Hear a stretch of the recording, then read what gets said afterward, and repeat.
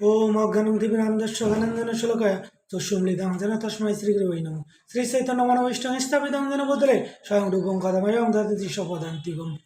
नमो विष्णुपते कृष्णपृष्ठाय भूतले श्रीमते भक्तिवेदान्त स्वामिनिति नाम्ने। नमस्ते सरस्वती देवे गौरवाणी प्रचारिणे निर्विशेष शून्यवादी पाश्चात्य देशोद्धरिणे। नमो विष्णुपते कृष्णपृष्ठाय भूतले श्रीमते जगतः स्वामिनिति नाम्ने। नमो आचार्य पदाय नित्य कृपावदिने गुरुपते दामोदराय नगरग्रामोत्तरिणे। जय श्री कृष्ण चैतन्य प्रभु नित्यानंद श्री अद्वैत गदाधर शिवसति गुरुभक्ति। हरे कृष्ण कृष्ण कृष्ण हरे हरे राम राम राम हरे।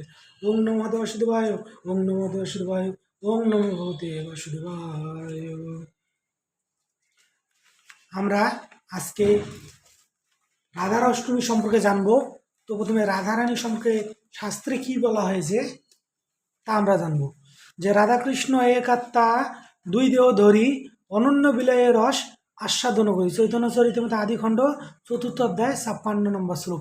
যে রাধাকৃষ্ণ হচ্ছেন এক আত্মা দুই দেহ ধারণ করার কেন? রস আস্বাদন করার জন্য।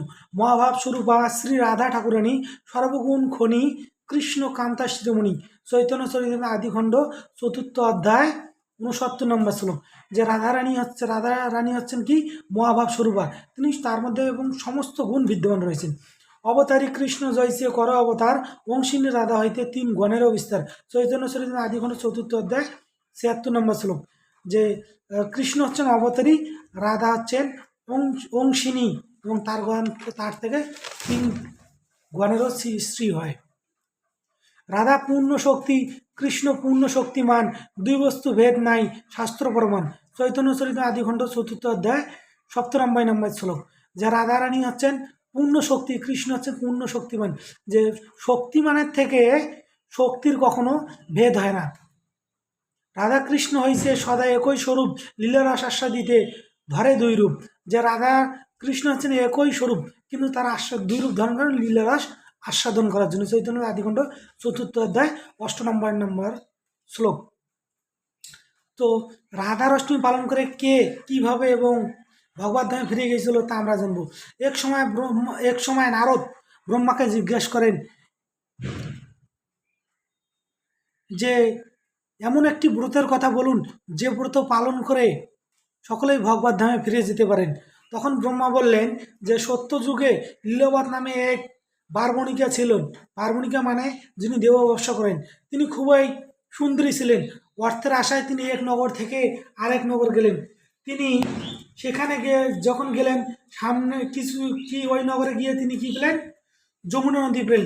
সেখানে তিনি দেখলেন যে অনেক পুরুষ এবং নারী সমাগত হয়ে প্রদীপ এবং উলুধ্বনি দিয়ে ব্রত করছেন। তখন তিনি প্রশ্ন করলেন, আপনারা কি পালন করছেন? তখন বললেন, আপনি কি জানেন না আমরা রাধার অষ্টমী পালন করছি? ভাদ্র মাসের শুক্ল পক্ষে অষ্টমী তিথিতে অনুরাধা নক্ষত্রে রাধারানী বৃন্দাবন ধামে আবিল গ্রামে এই তীব্রহারের সময় প্রকট হয়েছিলেন। এ ব্রত যিনি করেন তিনি অনায়াসে ভগবানের কাছে যাবেন। তুমি আমাদের সাথে ব্রত করো। তখন ওই বারবণীকে বললেন, ঠিক আছে, আমিও এই ব্রত পালন করব। কিন্তু দুঃখের বিষয় হচ্ছে ব্রত করার পরের দিন তিনি সর্পদংশনে মারা যান। তখন যমদূতগণ তাকে নিয়ে যাওয়ার জন্য চলে আসে এবং পাশ দিয়ে বেঁধে ফেলে। যখন পাশ দিয়ে তাকে বাধা হয় নিয়ে যাওয়ার জন্য, তৎক্ষণাৎ বিষ্ণুদূতগণ আসেন এবং বলেন, ছেড়ে দাও, ছেড়ে দাও, ও রাধার অষ্টমী পালন করেছে। রাধার অষ্টমী পালন করলে সকলেই ভগবত ধামে ফিরে যায়, ওকে ছেড়ে দাও। তখন যমদূতগণ বিষ্ণুদূতগণের কথা শুনে চলে গেলেন এবং